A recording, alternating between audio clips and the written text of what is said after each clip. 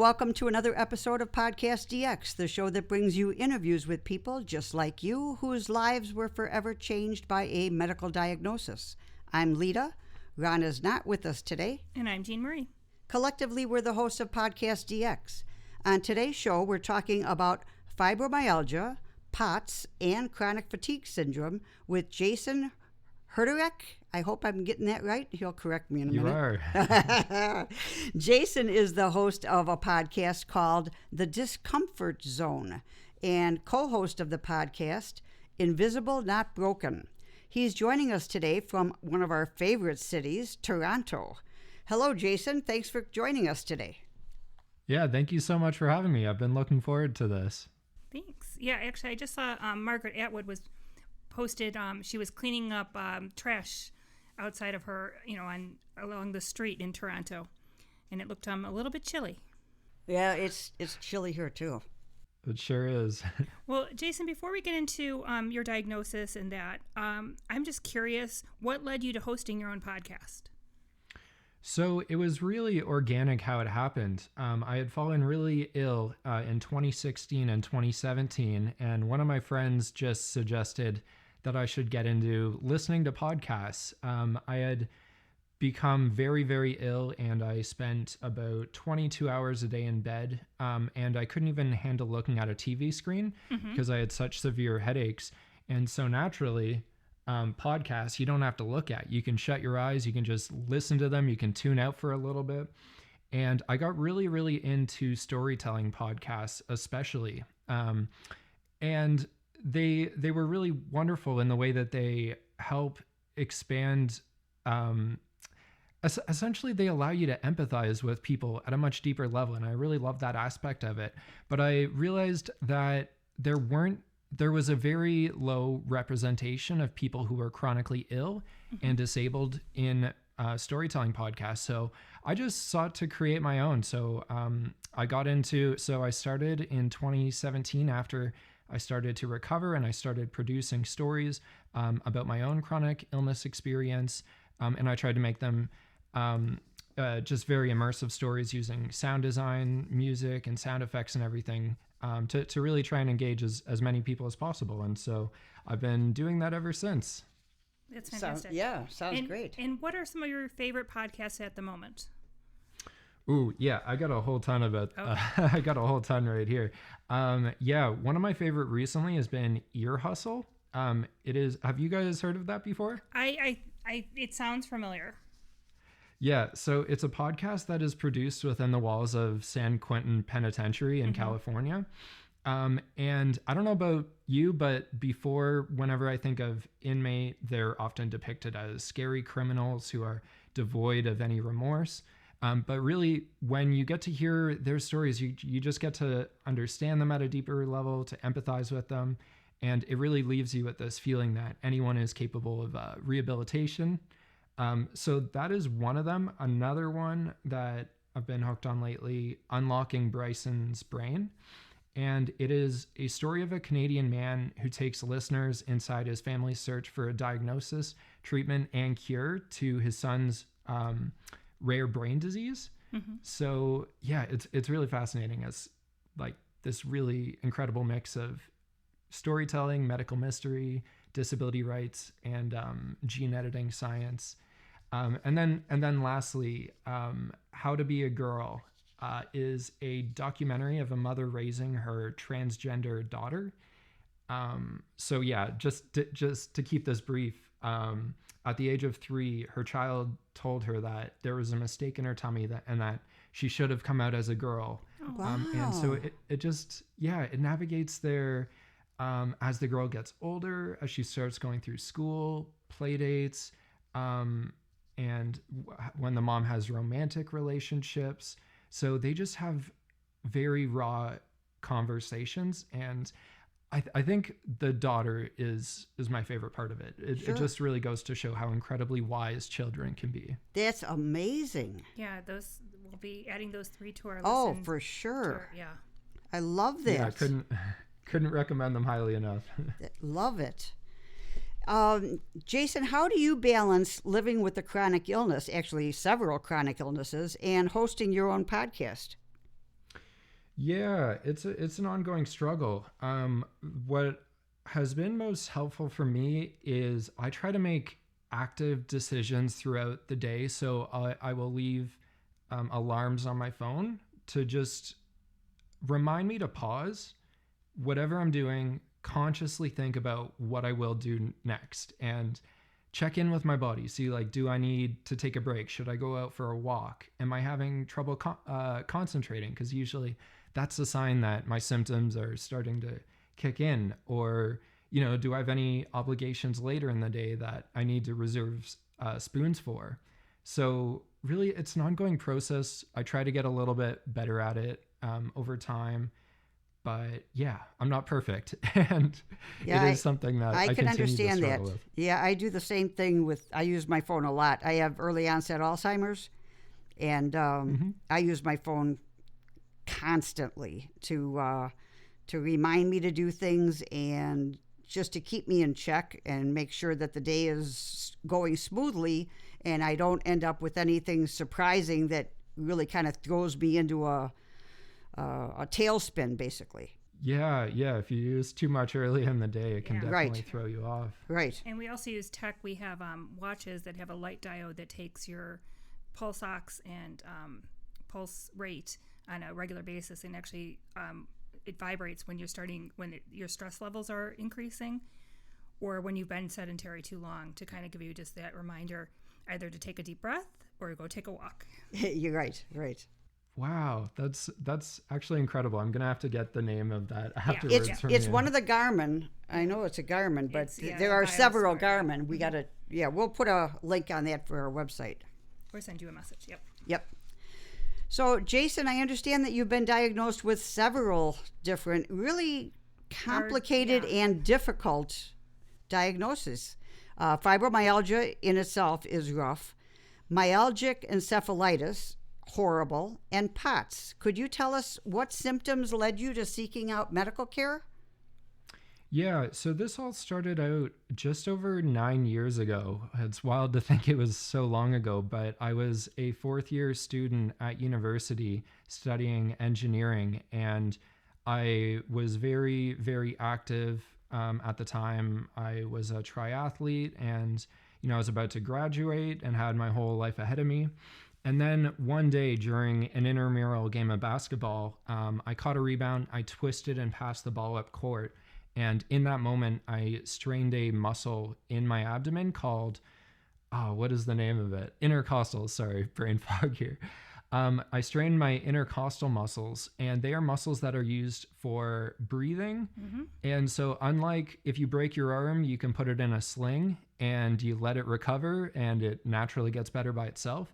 But with these muscles, it is really, really painful, and it's made even more complicated by the fact that you can't rest and recover from it. Because you need to breathe.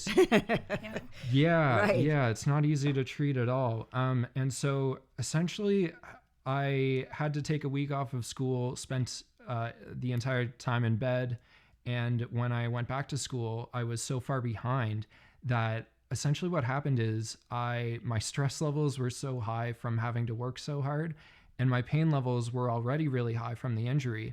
And when you get pain and stress, the two just build on one another. You're more stressed out because you're in pain, and you're in more pain because you're stressed out. So it creates this positive feedback loop. And so over time, my brain just became sensitized to pain.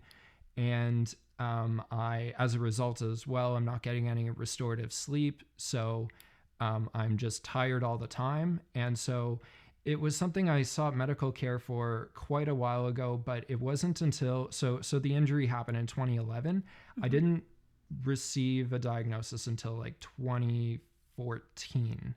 And so, at that point, they were really, really debilitating symptoms. I'm sorry to hear that. And was that basically the fibromyalgia that kicked in at that point? Yeah, it was fibromyalgia and myalgic encephalomyelitis as well. I don't think at that point my POTS symptoms had begun showing themselves. My POTS symptoms I started to, I believe, later on in 2015 is when I started to get dizzy and all that. And Yeah, it's one of those things where I know a lot of these chronic conditions are interconnected. So you catch one, you're more likely to catch another, and so on. Okay. And also, I think because of all the overlapping symptoms, it's hard to get a differential diagnosis and establish that. Yeah, makes it a lot harder. And you said it took a while to get that diagnosis. What were some of the tests associated with that? And I hear you have a tilt table story for us. I do, yeah. So I was just very dizzy all the time, and I would find that my heart raced whenever I stood up. And so one day when I was in my neurologist's office, he did a quick check. So for your listeners, POTS is characterized by a heart rate increase of 30 beats per minute when you go from lying to standing up. So this was something that my neurologist did a quick check in his office, and I tested positive in that test in 2015. And so he referred me for a more comprehensive test called the tilt table test, where essentially they strap you to a table, and it slowly adjusts from horizontal to vertical. And at that point, my symptoms were very severe when I got in. It was 2016, and just simply lying on the table put me in debilitating pain even before the test began. I believe my heart rate was around 100 beats per minute before it even started, when usually it's around 60. And so we started the test, but it's supposed to be a 45-minute test.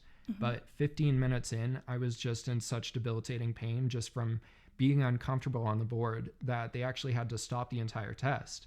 Okay. And I just thought that it was going to be an inconclusive results. Mm-hmm.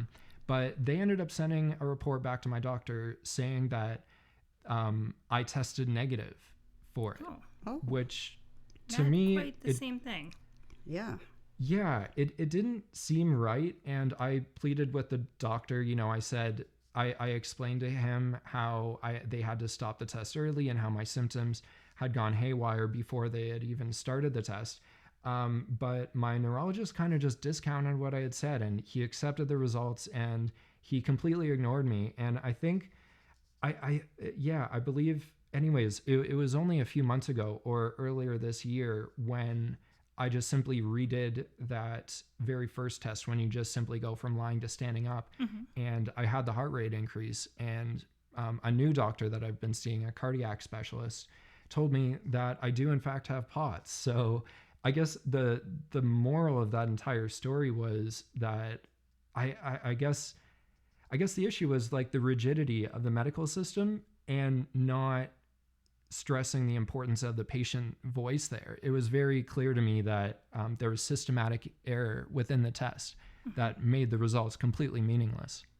Wow. I'm sorry to hear that. I also had a tilt table test, and the technician that was performing my test to get me at a baseline for them to start actually was telling me very interesting stories and trying to keep my mind off the fact that we were there for it. Because I think even going in for that test, because it can be a stressful process, and it is like a disconcerting kind of activity to be going through, a good technician is worth their weight in gold, because they can try to keep your mind off the fact that you're there for that test. And she was in pain because we had just flown out to California to Stanford for the test. And on the landing, some luggage hit me in the head. It wasn't a big deal. Just prior to landing, the flight attendant opened the hatch on top from where she was sitting, and luggage fell out and hit her. And she had already had a neck and a head injury, so she was tense. Let's say she was tense. Vital. I think it just shows how important every individual in the medical system is. Right. And how much of how much they can put you to ease. Yeah, they can put you at ease, and it takes someone who really cares about the person, to accomplish that. And I think we need more people out there that actually care about people, and it makes a significant difference. I'm hoping that all of the future medical people in the world are listening to this podcast. We do have a lot of medical students that listen to this podcast. Pay attention to your That patients. that really is important. Paying attention to the individual, not just simply seeing them as a patient. And yeah, I think I believe I've heard the term white coat syndrome. How my mom was telling me how she always used to test really high on blood pressure tests whenever she was in the to see her doctor, and that was simply because just the fact that she was getting it tested would always just stress her out. Yeah, right. So if you have someone that puts you at ease, that can be very helpful. But an inconclusive or incomplete test is not a completed test. And No, I'm sorry that you had to go through that. Right. Well, I'm glad you finally got it thank sorted goodness out. You advocated for yourself and were able to find a physician that would listen to you as well. Yeah. That's important. Well, I'm not sure if there are misconceptions about POTS, but what do you think the most common misconceptions about fibromyalgia are? I would say that it's all in our heads. I've heard that many times. I think that people who are not familiar with chronic illness have a tendency to discount other people's suffering and their pain and their fatigue levels simply because it's invisible. And I think so many people have it in their heads that they just have it in their heads what somebody will look like who is suffering. They mistake what they are familiar with as acute pain, where it's this very intense feeling and people are gritting their teeth, with chronic pain, which is something that people have adapted to living with over years and years. And we still experience it all the time, but we're not necessarily showing it. We simply learn to internalize it and try to focus on how we can best live with it. And then one other big misconception with fibromyalgia, I think a lot of people see it, and a lot of doctors actually think it only affects women. It is predominantly women, but men can develop fibromyalgia as well, and I'm living proof of that. Right. Yeah, we have interviewed other men with fibromyalgia, and we were kind of shocked to hear that that's a popular misconception. Right. Because I never imagined that would be something that would affect. But okay. I have two questions for you. How are you currently being treated, and are your conditions? Is there in the future? Do they anticipate that these are things that can be is there a cure out there in the future? Yeah. So in terms of being treated, I know it's different for everybody, but what I have found most effective is simply a self-treatment plan. So for me, I focus on eating a good diet, lots of vegetables and fruit. Getting the right medication for me, that took many years to find the right one for me. Mine being amitriptyline. Things work differently for everybody. And then also incorporating some mindfulness where I just work breathing, paying attention to my body sensations, tuning into my body throughout the day. And then for me, movement as well. That's been really huge. For a while, I was doing Tai Chi, and I was even doing a water-based Tai Chi. They had a program down at the hospital I went to where we got to go through all the movements in this group atmosphere, and I found that really empowering as well. Just knowing that you're in the pool with other people with chronic illness, and you're all going through the same thing together. So yeah, just overall that, and having a good sleep hygiene. I turn off all my devices an hour or two before bed every single night, and I try to just relax. I will even turn off all of the lights in my on my floor and just have candlelight so that I can help relax my mind. Oh, that's good. So those are the main treatment plans. And then in terms of fibromyalgia being curable, I know that a small portion of patients do experience full remission. I don't personally focus on curing my illness. It would be really nice if it happened. But I remember my occupational therapist once told me not to make dead people goals, and dead people can't feel any pain. So I can't fully control how my pain levels are. I try to focus on what I can influence, and work to becoming I guess, just work towards improving functionality. And then I've generally found that when my functionality does improve, that my pain levels usually follow suit as well. That's fantastic. Yeah, And that's very good. inspiring. Right, for sure. Thank you. Do you have any advice for someone that has been recently diagnosed with a chronic illness? Yeah, I think finding your social support system is really, really key. For anyone with a chronic illness, it can be very, very isolating. I think a lot of us who are chronically ill have friends drop out of our lives for whatever reason. It's not personal, it's not a reflection of you. And I've just found that it's best to focus on whoever has stayed and just let them know regularly how much their support means to you, and get involved with the online community. I found that can be helpful as well. Oh, that's good advice. Yeah, and it sounds like you've established a really nice rapport with everyone in your podcast network as well, and you guys have a great group there, and produce some really quality podcasts. Yeah, that's been wonderful. Just connecting with so many people, connecting with listeners, hearing from them. Yeah. And what other role have your friends and family taken over the course of this journey? And I know your parents have been very important too, right? Yeah, sorry, they've that was been a very super, leading super question. important. Yeah, they've been huge. My parents, now I fell very ill, as I mentioned earlier, around 2016. And around that time, I didn't have the ability to even take care of all my medical stuff, like getting prepared for appointments, keeping track of all that stuff, going to pick up all my medication, doing my research on all the different medications or the different tests that I was being sent for. So really, my mom ended up handling essentially all of that, in addition to being my full-time caregivers for couple of years. And I mean, even now, I've improved quite a bit, but even now I have to rely on them quite a bit for meal preparation and other tasks when I'm not able to handle them myself. And then in terms of friends, oh, sorry, I should also just mention I've got a lot of other family members who have been really great, especially my sister, Lisa. She's been amazing, and always checked in on me whenever I was really feeling down. And then in terms of friends, I'm incredibly blessed in that area too, in that when I was really sick, and there was a period of about 8 months where I only left bed very infrequently and was very, very depressed, had thoughts of suicidal ideation and all that. And there wasn't a span of time of more than 2 days when I didn't get a visitor coming by to just check in on me, and to come hang out with me.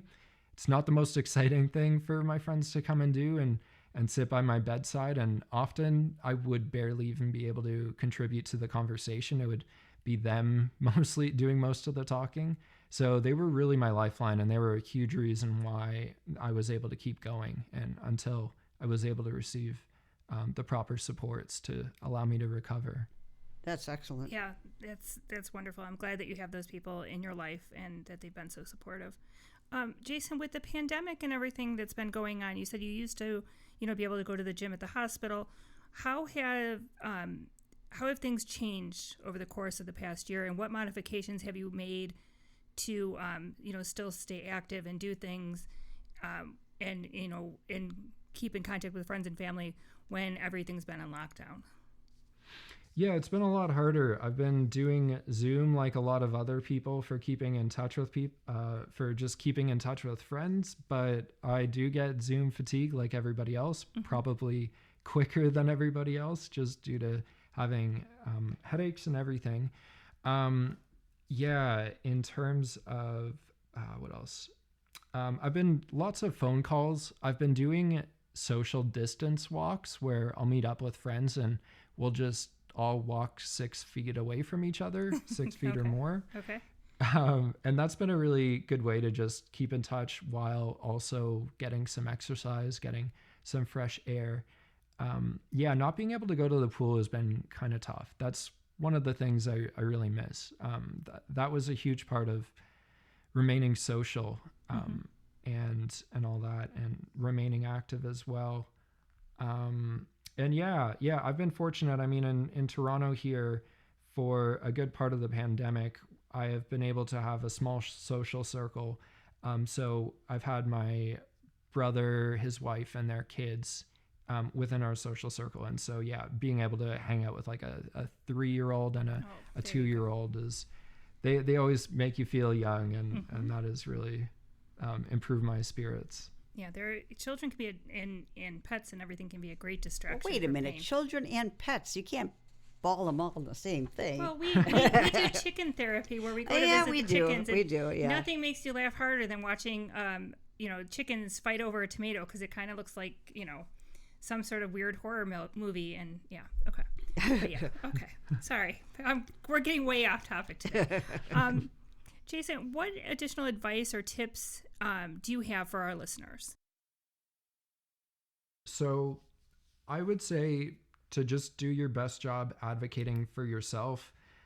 Or if you can't, find a family member or friend who can. Our medical system isn't... The chronically ill often fall through the cracks of our medical system.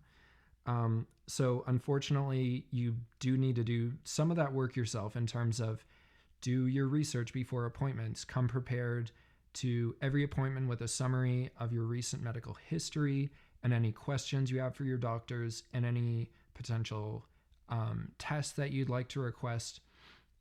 So you really have to become your own advocate there.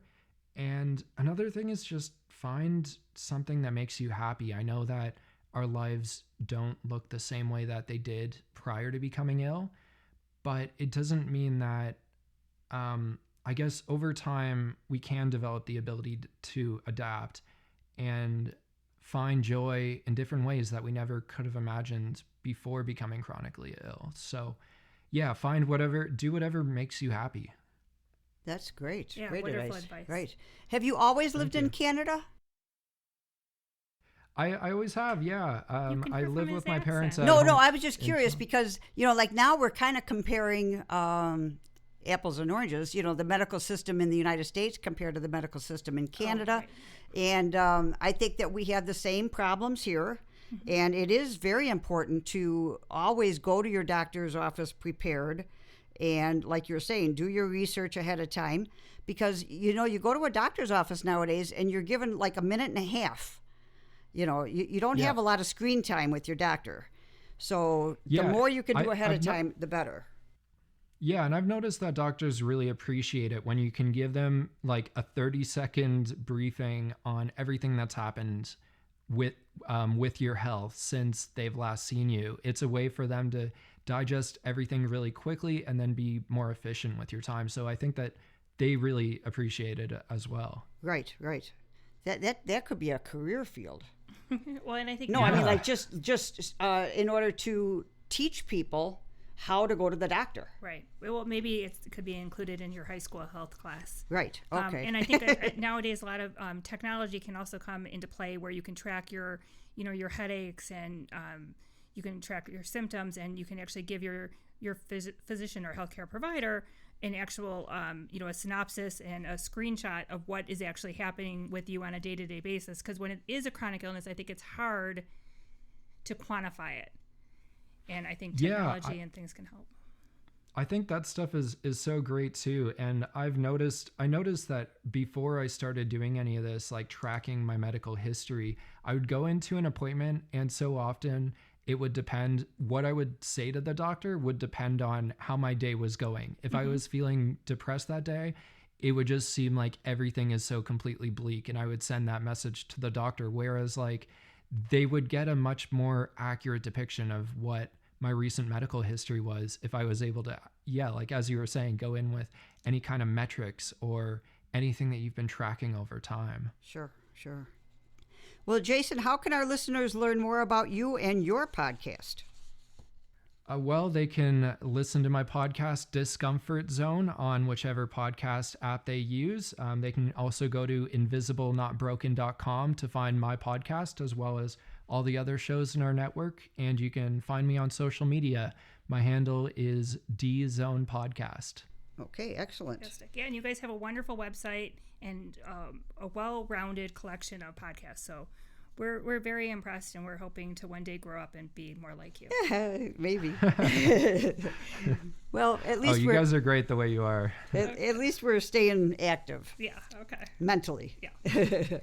Well, Jason, thank you very much for taking the time to talk with us today. Yeah. Thank you, Jason. Thank you so much for having me. You're welcome. If our listeners have any questions or comments related to today's show, they can contact us at podcastdx@yahoo.com, through our website, podcastdx.com, on Facebook, Twitter, Pinterest, or Instagram. Please keep in mind that this podcast is not intended to be a substitute for professional medical advice, diagnosis, or treatment. Always seek the advice of your physician or other qualified healthcare provider with any questions you may have regarding a medical condition or treatment, and before undertaking a new healthcare regime, and never disregard professional medical advice or delay in seeking it because of something you've heard on this podcast. Till next week.